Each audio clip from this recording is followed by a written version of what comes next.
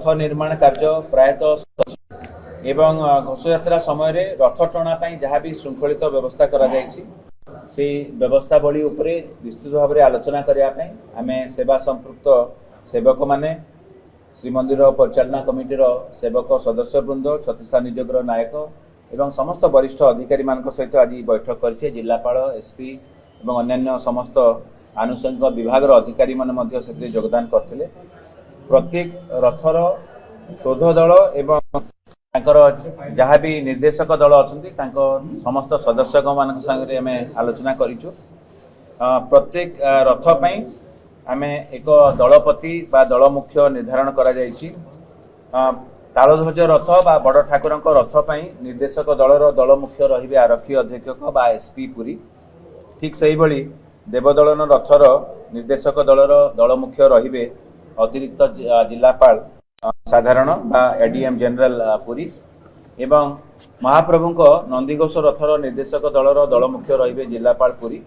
प्रत्येक दल पाई आमे एक निर्देशक दल एवं वैषयिक दल चयन करिचे एवं प्रत्येक दल रे विभिन्न अधिकारी माने रहिचंती एवं सेवक सदस्य माने रहिचंती जो माने सेही रथ टणा समय जहाँ भी निष्पत्ति नबा कथा से माने सेथिरे नै पारिबे एवं केवल घोष यात्रा पाई नो बाहुडा यात्रा पाई मध्य निर्देशक दल माने रहिबे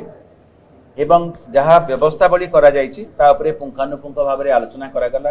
रथर दौड़ी केमती रहिबो, रथ कड़न भितरे केमती किए रहिबे एवं को अधिकृत व्यक्ति माने रहिबे ता सहित किभଳି भाव में श्रृंखलित नीतिकांति संपादित हबो ता उपरे विस्तृत भाव में आलोचना करागला एवं विभिन्न आयोजन करिया पे एई प्रस्ताव जो आमे आनिले विभिन्न कार्यावली अनेक कार्य आमको करिया पड़िबो। सेतिरे बैरिकेड निर्माण अछि, रथ दौड़ी तापर सेतिरे जैक रेलवे रो जैक आसीबो एवं चार बंधा गोटे प्रमुख कर्तव्य रहिबो समस्तकर। रथ कलारू सिंहद्वार जेतेबेले रथ टणा जीवे रथ गुड़िक तार व्यवस्था जहाँ करा संध्या दर्शन व्यवस्था बाकी जेतेबेले बाहुडा यात्रा रे आसीबे महाप्रभु माने सेतेबेले जहाँ व्यवस्था करिया कथा सुनाबेश अधरपणा नीलाद्री विजे समस्त व्यवस्थावली उपरे पुंखानुपुंख भाव में आलोचना करागला एवं जो अधिकारी माने सेवक माने एवं अन्य व्यक्ति विशेष से दायित्व रे रहिबे समस्ते दायित्व संपन्न होई महाप्रभु सेवारे नियोजित हेबे बोली हमको प्रतिश्रुति दैछंती एवं जहाँ श्रीमंदिर प्रशासन तरफ व्यवस्था करा जिबा कथा को ट्रक केतेबेले जीवो को गाड़ी रे हमर बैरिकेड रहिबो आमे तो महाप्रभु को प्रार्थना करछु जे तीन रथ जदि लागिबे सेही दिन रथ यात्रा दिन ताहेले हुए तो हमर कोनसी बैरिकेड रो व्यवस्था न होई भी पारे किंतु जदि बड़ दांड रे कोनसी कारण जदि रथ गुड़िक रही कि कौन निर्दिष्ट रथ रोचंती ताले तत्क्षणात किभଳି भाव में बैरिकेडिंग होगी सुरक्षा दिज्व तापाई आलोचना करागला। को सुरक्षा दायित्व रे को अधिकारी रही विस्तृत भाव में आम कार्यालय उद्देश्य करूँ एवं रथ टणार निर्देशावली जहाँ अच्छी ताकू भी आम पढ़ी शुणु समस्त को आमर जो अधिकारी माने श्रीमंदिर प्रशासन जो अच्छा कि जिला प्रशासन कि पुलिस प्रशासन समस्त को आम तांकर कर्तव्य एवं दायित्वबोध विषय अवगत करेइछु एवं समस्ते सेथिरे आमको सहायता देबे बोली कहिसंती एवं रथ पछपटे जो गाड़ी गुड़िक जीव सेथिरे जहाँ आवश्यक सामग्री रहिबो ता उपरे मध्य आलोचना करा जायछि एवं भोई सेवक माने एवं महाराणा सेवक माने तांकर सहायता जारी रखिसंती सेमानकर एक गुरु दायित्व रहिछि। प्रथम थर पई एथर आमे उभय पार्श्व सिंहद्वार चकड़ारे श्रीमंदिर सिंहद्वार चकड़ारे एवं श्रीगुंडीचा मंदिर रे 2 सेट चारमाल आम प्रस्तुत करुचु जद्वारा कि कौन से चारमाल नापी आमको कौन सी गाड़ी दरकार पड़ो ना एवं से चारमाल जितेबाला गुंडीचा मंदिर रे आम जो जगार रखीचु से जो अणा हम चकड़ा को तो किभଳି भाव में अणाज कौ समय अणाज किभଳି भाव में चारमाल आणला बेलू कौन कहारी असुविधा हम ना पुलिस उपस्थिति किभଳି भाव में बैरिकेडिंग करा जाए कि दर्शन व्यवस्था करा जिते आड़प मंडप पहंडी श्रीजू मानकर हम समस्त विषय रे पुंखानुपुंख भाव में आलोचना करा जायछि एवं सेवक बंधु माने मध्य तांकर परामर्श देइचंती अधिकारी बंधु माने मध्य तांकर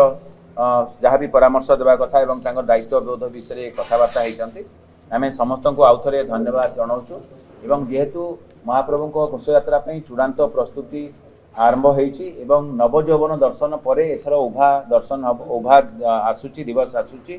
तेणु समस्त परामर्श नहीं कि आमे आपनको आउथरे सूचना देबु जहाँ प्रारंभिक आम सूचना दौचे जे उभा दिन आमर दर्शन हम ना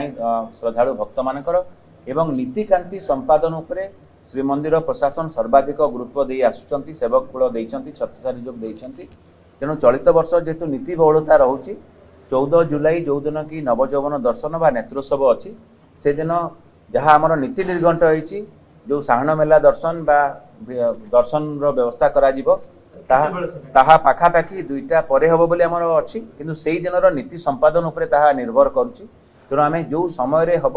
ତାକୁ ଆମେ ଆଗତୁରା ଭାବରେ ଆପଣଙ୍କୁ ସୂଚନା ଦେଇଦେବୁ।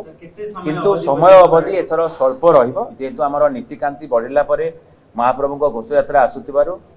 ମହାପ୍ରଭୁଙ୍କ ନୀତିକାନ୍ତି ସମ୍ପାଦନ ଉପରେ ସମସ୍ତ ସେବକ କୂଳ, ଛତିଶା ନିଯୋଗ ଏବଂ ଶ୍ରୀମନ୍ଦିର ପରିଚାଳନା କମିଟି ଗୁରୁତ୍ୱ ଆରୋପ କରିଛନ୍ତି। 14 ତାରିଖ ଜୁଲାଇ ମାସର 14 ତାରିଖ ଅପରାହ୍ନ ପାଖାପାଖି 2ଟା ବେଳକୁ ଆମେ ଆଶା କରିବା ନୀତି ସମ୍ପାଦନ ହିସାବରେ ଯଦି ଠିକ୍ ହିସାବରେ ହୁଏ, ନହେଲେ ବି ଯଦି 3ଟା 4ଟା ବି ହେଇଯାଉଛି ତାହେଲେ ଆମ ପାଖରେ ଖୁବ୍ କମ୍ ସମୟ ରହିବ। ତେଣୁ ନେତ୍ରୋତ୍ସବ ବା ନବଯୌବନ ଦର୍ଶନ ପାଇଁ ଯେଉଁ ପରିମାଣିକ ଟିକେଟ ଦର୍ଶନ ବା ଯେଉଁ ସାହାଣ ମେଲା ଦର୍ଶନ ଏଥର ଅନ୍ୟ ବର୍ଷ ତୁଳନାରେ ହୁଏତ କମ୍ ସମୟର ଅବଧି ରହିପାରେ।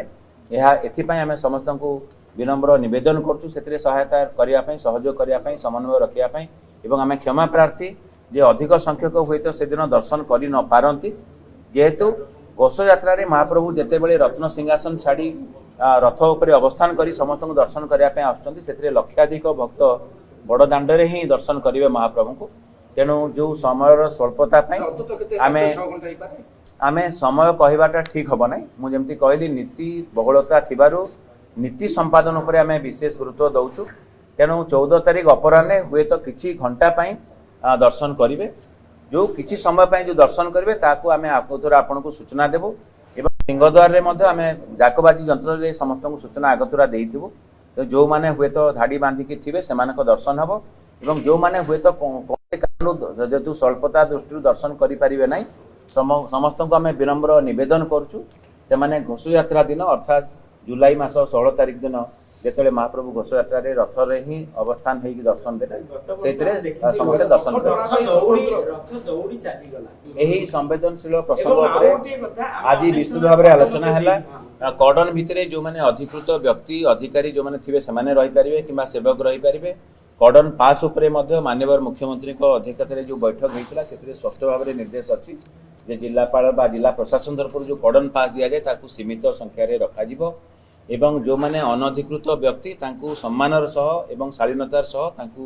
କର୍ଡନ ଭିତର କର୍ଡନରୁ ବାହାର କରିଦିଆଯିବ। ରଥ ଦୌଡ଼ି ସମ୍ପର୍କରେ ଆପଣ ସୂଚନା ମାଗିଛନ୍ତି,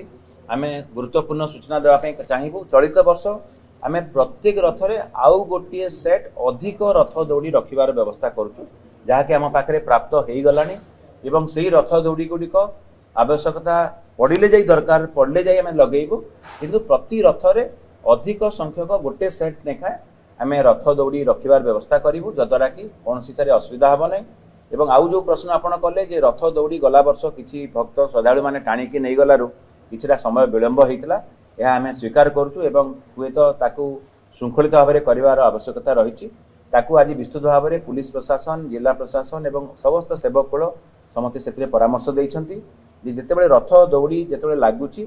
ଏକ ସ୍ୱତନ୍ତ୍ର ଆରକ୍ଷୀ ଦଳ ବା ପୁଲିସ ଦଳ ତାକୁ ଜଗିବେ ଏବଂ ତାର ଉପର ମୁଣ୍ଡରେ ଯେଉଁ ଅଧିକାରୀମାନେ ଥିବେ ତାକୁ ଶୃଙ୍ଖଳିତ ଭାବରେ ଟାଣିବାର ବ୍ୟବସ୍ଥା କରିବେ। ଏହି ପ୍ରସଙ୍ଗ ଉଠେଇଛନ୍ତି, ମୁଁ ଆଉ ଥରେ ଆପଣଙ୍କ ଜରିଆରେ ଏହି ସୂଚନା ଦେବା ପାଇଁ ଚାହିଁବି। ଆପଣ ନିଜେ ବ୍ୟକ୍ତିଗତ ଭାବରେ ଦେଖିଛନ୍ତି ଗତ ବର୍ଷ ଏବଂ ତା ପୂର୍ବ ବର୍ଷ ମଧ୍ୟ କୌଣସି ପ୍ରକାର ଅନଧିକୃତ ବା ଛଦ୍ମବେଶୀ ସେବକମାନଙ୍କୁ ଆମେ ରଥ ଉପରେ ଚଢ଼ିବା ପାଇଁ ସୁଯୋଗ ଦେଉନାହୁଁ। ଯାହାକୁ ବି ଆମ ନଜରକୁ ଆସିଛି ତାକୁ ତତ୍କ୍ଷଣାତ୍ ଆମେ ରଥ ଉପରୁ ବାହାର କରିଛୁ। ଯଦି କୌଣସି ସେବକ ତାଙ୍କୁ ନେଇକି ଯାଇଛନ୍ତି ତାଙ୍କ ବିରୁଦ୍ଧରେ ମଧ୍ୟ କାର୍ଯ୍ୟାନୁଷ୍ଠାନ କରିବା ପାଇଁ ସୁପାରିଶ କରିଛୁ। ଆପଣଙ୍କ ଜରିଆରେ ମୁଁ ଆଉ ଥରେ ଯୋଡ଼ ହସ୍ତରେ ସମସ୍ତଙ୍କୁ ନିବେଦନ କରିବି, କୌଣସି ହିସାବରେ ଅନଧିକୃତ ବ୍ୟକ୍ତି ରଥ ଉପରକୁ ଚଢ଼ିବେ ନାହିଁ ଏବଂ ଯଦି କେହି ଚଢ଼ିଥିବେ ତାଙ୍କ ବିରୁଦ୍ଧରେ ଦୃଢ଼ କାର୍ଯ୍ୟାନୁଷ୍ଠାନ ଗ୍ରହଣ କରାଯିବ ଏବଂ କୌଣସି ହିସାବରେ କେହି ବି ଆମେ ଅଧିକାରୀ ହିସାବରେ କିମ୍ବା କୌଣସି ସେବକ ରଥ ଉପରେ ମୋବାଇଲ ଫୋନର ବ୍ୟବହାର କରିବେ ନାହିଁ। ମୋବାଇଲ ଫୋନ ନେଇକି ଗଲେ ବି ବ୍ୟବହାର କରିବେ ନାହିଁ। ଯଦି ବାଇଚାନ୍ସ ଧରି ନିଅନ୍ତୁ ବାହାରେ ତ କୌଣସି ଡିପୋଜିଟ୍ କରିକି ହୁଏତ ମୋବାଇଲ ଫୋନ ନେଇପାରିବେ ନାହିଁ, ମାନେ ବ୍ୟବହାର କରିବେ ନାହିଁ। ବ୍ୟବହାର ଉପରେ ଆମେ କଟକଣା ଲଗେଇଛୁ। ସେ ଯଦି ତଳକୁ ଓହ୍ଲେଇକିରି ଯଦି ବ୍ୟବହାର କରିବେ ଆମର କିଛି ଆପତ୍ତି ନାହିଁ, କିନ୍ତୁ ରଥ ଉପରେ ମୋବାଇଲ ଫୋନର କୌଣସି ସେବକ ବ୍ୟବହାର କରିବେ ନାହିଁ। ଏବେ ଗଣମାଧ୍ୟମର ଯୁଗ, ସବୁ ଫଟୋ ଉଠୁଛି ସବୁବେଳେ तेणु आपण मानकर जो चित्र उत्तोलन करछन ताको मध्ये आमे व्यवहार करिवु एवं हमरो गोटे स्पेशल वीडियो टीम रहउचंती जो माने कि तांको ऊपर तीक्ष्ण नजर रखिबे एवं आजिका दिन रे फेस आइडेंटिफिकेशन कोनसी असुविधा हबो नै तेणु जदि कोनसी हिसाब रे कोनसी सेवक जदि मोबाइल फोन रो व्यवहार करूथिबे रथ रे महाप्रभु अवस्थान समय रे आमे तांको विरुद्ध रे कार्यानुष्ठान ग्रहण करिवु आपण मानक जरिया रे आमे समस्तकर सहयोग समन्वय कामना करूछु चलित वर्षर स्नान पूर्णिमा देवस्नान पूर्णिमा समस्त सेवक कुलर सहयोग रे समन्वय रे खूब श्रृंखलित भाव में समापित होती रथ निर्माण कार्य खूब सुंदर भाव में व्यवस्थित ढंग से से जो रथ निर्माण संपृक्त सेवक माने अच्छी महाराणा सेवक भई सेवक चित्रकर रूपकार कमार सेवक ओझा सेवक समस्त को आम आपण जरिया समस्त कृतज्ञता ज्ञापन करूँ महाप्रभु कृपारू चलित वर्षर घोष यात्रा समय अनुजाई समापन हो बोली आम कामना करूँ महाप्रभु पाद पद्म आम प्रणाम जनाऊँ। जय जगन्नाथ।